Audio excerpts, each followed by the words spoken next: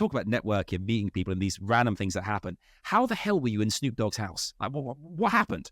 That was, again, a networking thing. So I used to be kind of like a representative of this headset company, Lucid Sound. I'm wearing them right now.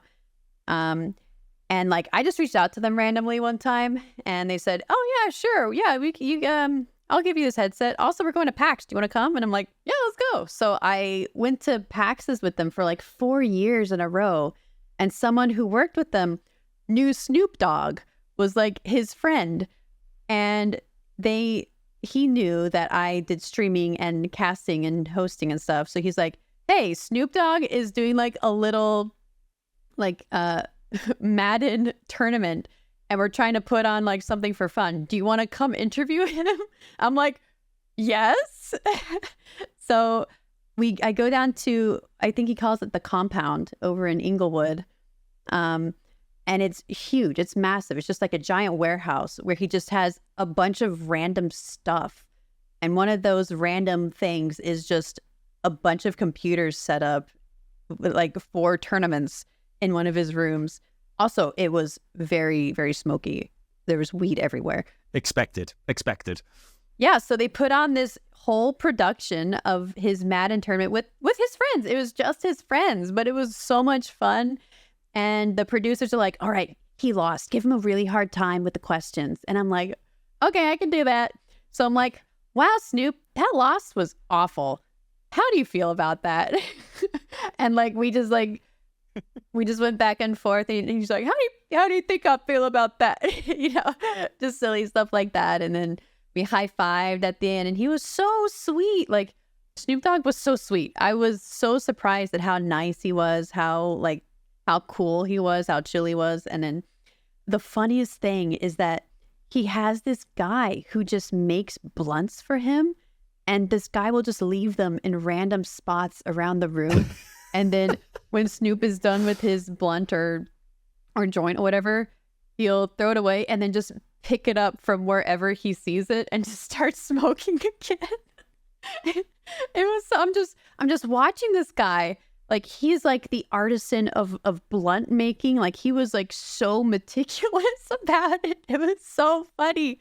And then there were just tables of like weed companies, and they just had piles of weed, just like raw, like just the leaves, just the raw leaves in a pile. Like, you could like bury yourself in this. I've got so many questions for the last thing you just said.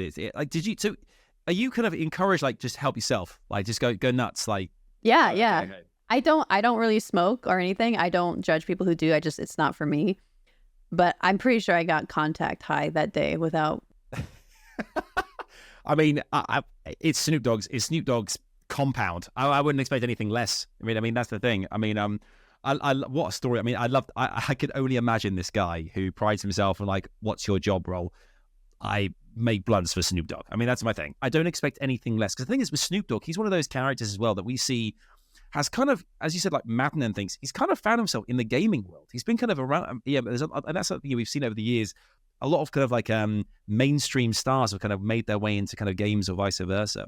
Were there any nerves related to it at all? Obviously, you're streaming at home so much, and suddenly you're in this kind of IRL situation with one of the biggest stars on the planet.